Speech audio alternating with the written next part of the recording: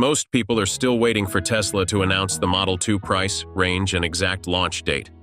But if you've followed Tesla long enough, you know the real story never starts with a big press conference. Just this week, in his wide-ranging interview with Peter Diamandis, Elon Musk dropped concrete signals that are quietly reshaping everything. Giga Texas is about to nearly double its footprint. Add to that, Cybercab production locked in for April 2026 at Giga Texas, unsupervised autonomy potentially hitting public roads by late 2026, and the fresh Model Y upgrades in China. Meanwhile, Nvidia's Alpamayo at CES just validated Tesla's end-to-end neural net direction from years ago. But the real moat? It's Tesla's unmatched fleet data scale for crushing that stubborn final 1% of edge cases. So what does all this tell us about the real 2026 Model 2? If you care about real ownership costs, long-term value, and how these moves redefine the entire EV game, this is the video that connects the dots everyone's overlooking. And if you're not subscribed yet, smash that button now. We're just a few clicks away from 23,232 subs. Let's hit it together in 2026. Let's go! How do Giga Texas's massive expansion quietly point to the real direction of Tesla's 2026 Model 2? In a wide-ranging interview with Peter Diamandis released this week and recorded in late December, Elon Musk shared several concrete updates about Tesla's near-term future, spanning factory expansion, next-generation vehicles, and AI infrastructure.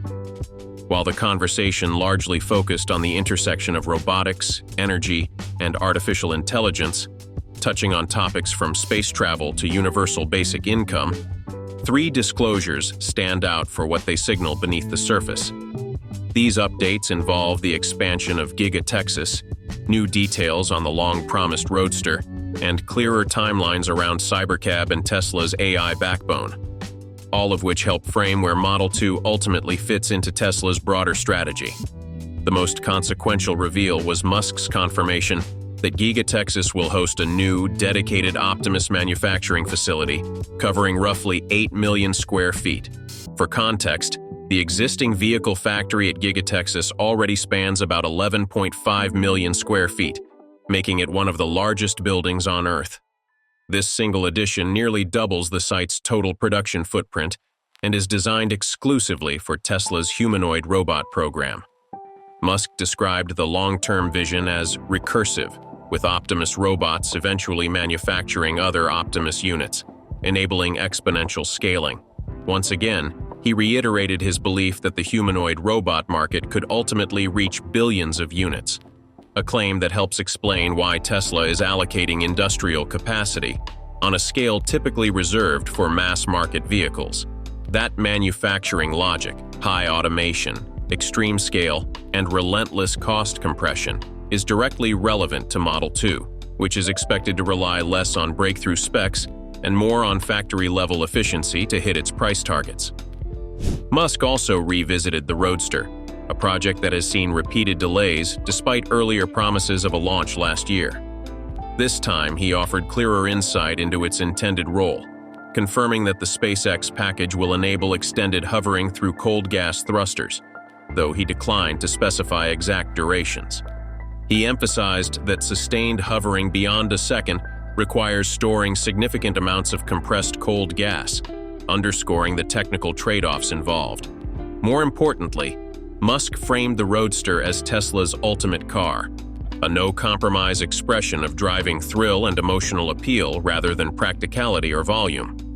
That positioning matters because it reinforces a pattern at Tesla.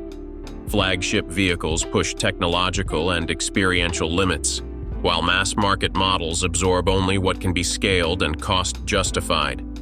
In that sense, Roadster is not a preview of Model 2 features, but a boundary marker that clarifies what Model 2 will deliberately avoid. On autonomy and AI, Musk doubled down on aggressive timelines for Cybercab, predicting that by the end of next year, potentially late 2026, it could be operating autonomously on public roads. He pointed to an upcoming congressional vote that may allow automakers to increase production volumes of vehicles without traditional steering wheels or pedals. a regulatory shift that could significantly accelerate deployment. Musk also reiterated a point he has made in prior earnings calls. Millions of Tesla vehicles effectively function as powerful AI computers on wheels, capable of contributing to Tesla's global AI infrastructure when not in motion. Supporting that vision is the expansion of Tesla's fixed compute capacity, with the next-generation Cortex-2 training cluster scheduled to go live mid-year and draw approximately 500 megawatts of power, far exceeding Tesla's current compute scale. Taken together, these developments suggest that Model 2 is being shaped less as a standalone, cheap EV and more as a node in a tightly integrated system, optimized for high-volume production, AI leverage, and regulatory flexibility rather than headline-grabbing performance metrics. How does Nvidia's Alpamayo truly threaten Tesla FSD or validate it? The most attention-grabbing reveal at CES was not a new car, but a new brain. Nvidia CEO Jensen Huang took the stage to unveil Alpamayo, a next-generation autonomous driving platform set to launch later this year, positioning it as a direct competitor to Tesla's full self-driving system. The first production vehicle to run on Alpamayo will be the 2026 Mercedes-Benz CLA, which Huang described as a major leap forward in artificial intelligence, emphasizing that the system is not merely reactive but capable of planning, reasoning, and anticipating outcomes before acting. According to Huang, Alpamayo is trained end-to-end, literally from camera input to control output, allowing the system to reason about what action it is about to take, why it is taking it, and what trajectory that action implies. At the core of this promise is a vision language action, or VLA, model designed to explain its own decisions by producing reasoning traces similar to those seen in large language models. Nvidia argues that this transparency directly addresses the long-standing black box criticism surrounding autonomous driving systems, making decisions more interpretable to engineers, regulators, and automakers alike. Inside Tesla, however, the reaction was notably measured. Elon Musk's response blended acknowledgement with a clear warning.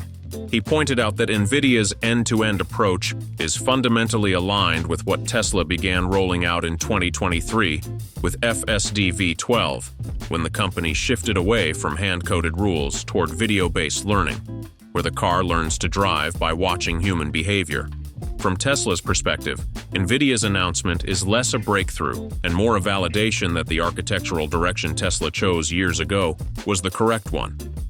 Musk and Tesla's head of AI, Ashok Elluswamy, focused their commentary not on architecture, but on execution. Musk emphasized that getting an autonomous system to work 99% of the time is relatively easy, while the final 1% is where most programs fail. Elluswamy expanded on this by referencing the long-tail trap, the rare and bizarre edge cases that take years to uncover and solve. These include scenarios like a person in a chicken costume crossing the road, a roundabout with traffic flowing in 3 conflicting directions, or a partially snow-covered speed limit sign reading 5 instead of 50. Over the past 4 years, Tesla has discarded millions of miles of mundane driving data each day to isolate exactly these rare events for training, while Nvidia is attempting to close that gap through simulation tools and a far smaller real-world dataset sourced from partners. Beyond software, Musk highlighted a structural disadvantage facing Nvidia and the automakers that rely on it. Nvidia does not manufacture cars. It sells chips and platforms to OEMs like Mercedes-Benz. Even if Alpamayo performs flawlessly, scaling it into mass production presents logistical challenges. The upcoming CLA deployment is likely to be limited in volume, while Tesla already has millions of vehicles on the road, continuously collecting real-world data needed to tackle that final stubborn 1%. This difference in scale matters, especially as autonomy moves from demos to daily use. Viewed through the lens of Model 2, Nvidia's announcement is less a threat and more a confirmation of where the industry is converging. The validation of end-to-end neural networks strengthens Tesla's position, but it also underscores that the real competitive moat lies in data density and fleet scale. For a high-volume, cost-sensitive vehicle like Model 2, autonomy will not hinge on who has the most elegant architecture, but on who can train, deploy, and continuously improve it across millions of cars in messy real-world conditions. Jensen Huang himself acknowledged this reality, publicly praising Tesla's platform as the most advanced on the road today. I think the Tesla stack is the most advanced AV stack in the world. A rare moment of mutual respect that quietly highlights how difficult this grind truly is. How are Tesla's Model Y China upgrades the blueprint for Model 2? Tesla has quietly upgraded the Model Y interior in China, rolling out changes that now apply to both standard and premium trims, and were previously reserved for higher-end variants like the Model YL and Performance.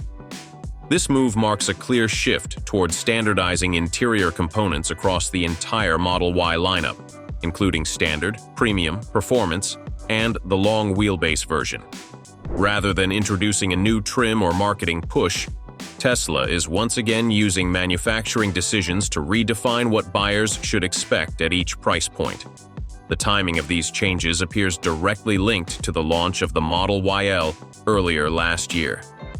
That long wheelbase version set a new internal benchmark for materials and interior features, and Tesla is now bringing the standard wheelbase models up to that same level. As a result, the traditional gap between entry-level and top-tier Model Y variants in China has effectively narrowed. Buyers opting for the base rear-wheel drive Model Y now receive an interior experience that is nearly indistinguishable from the most expensive configuration, reinforcing Tesla's design language while making the entire lineup feel more premium without adding complexity.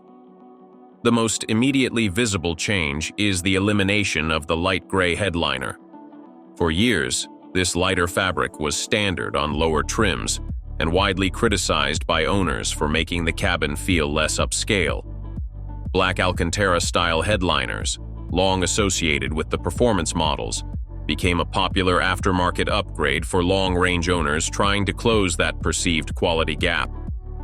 Tesla has now removed the gray option entirely, replacing it with a black headliner across all Model Y variants.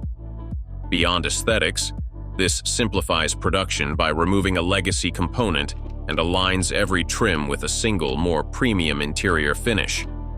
Tesla is also upgrading the central touchscreen to match what is used in the Model YL and Performance. Screen size on the standard and premium versions increases from 15.4 inches to 16 inches.